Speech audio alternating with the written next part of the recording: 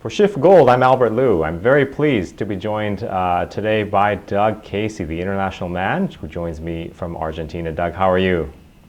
Super, Albert. Nice to talk to you. Doug, we're having a fantastic year in gold. It's up over 18% year to date. We just got a bump today of over 0.5%. It's a fantastic year. What do you think turned this market around? Because it was downhill for quite a while there, for a while.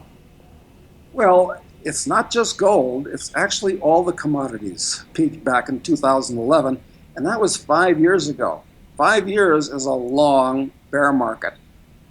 In the meantime, even while commodities have been going down, all of these idiotic governments have been reducing interest rates and printing up trillions of new currency units.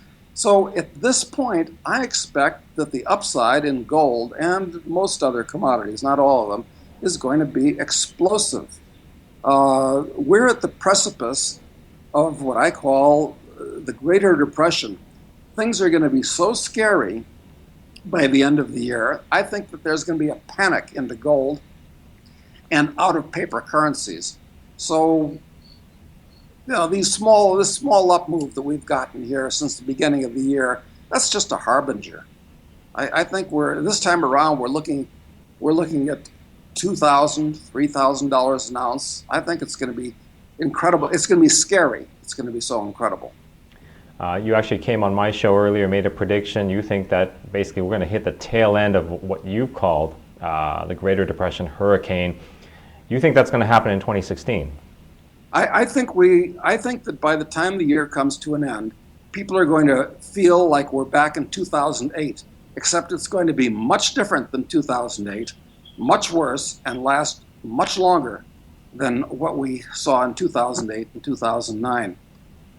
This time, I think it's going to be, it's so hard to say how, it's going to be financial chaos. I'm not going to say it's going to be catastrophic deflation, which is entirely possible with all of the debt in the world. So much of it could be defaulted on, which could wipe out trillions of currency units, or whether it's going to be hyperinflation as these stupid central banks create even trillions more currency units.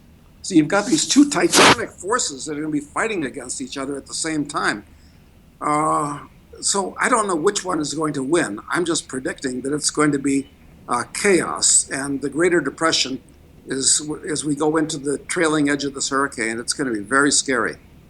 Yeah, it could be not one or the other, but both actually. You could have this tremendous deflationary crash later this year, and of course that sends people into gold because of fear.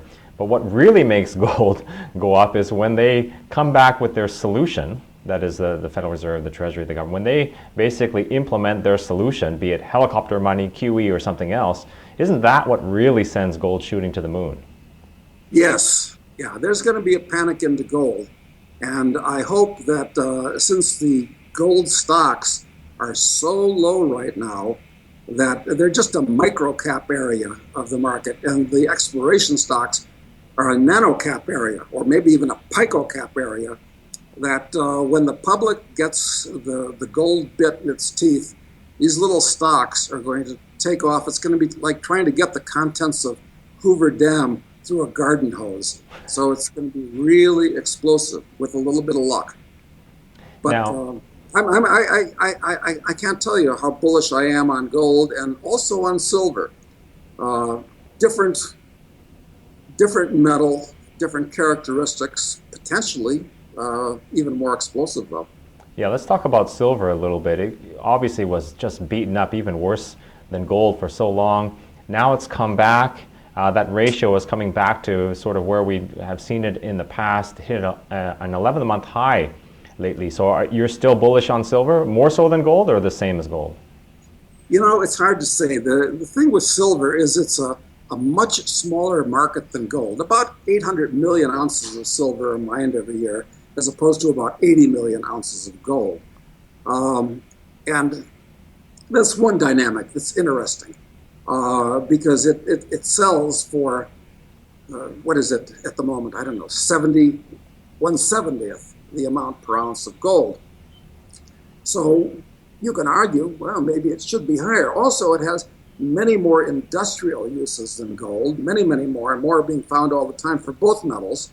They're both high-tech metals that in today's high technology world, they're constantly finding more uses because silver is the most reflective and the most conductive of all the 92 naturally occurring elements. This is very critical.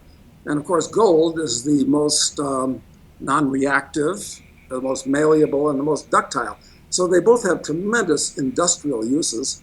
On the other hand, however, silver is mainly an industrial, not a monetary metal. So that augurs against it. But yes, I don't know which is going to happen, but if silver does take off, because it's such a small market, it's much more volatile. It could go to $100 this time, no problem. Very good, Doug. I know you got to run, so thank you for taking the time to talk to us today on Schiff Gold. Really appreciate it and look forward to talking to you again soon. My pleasure, Albert. Thank you.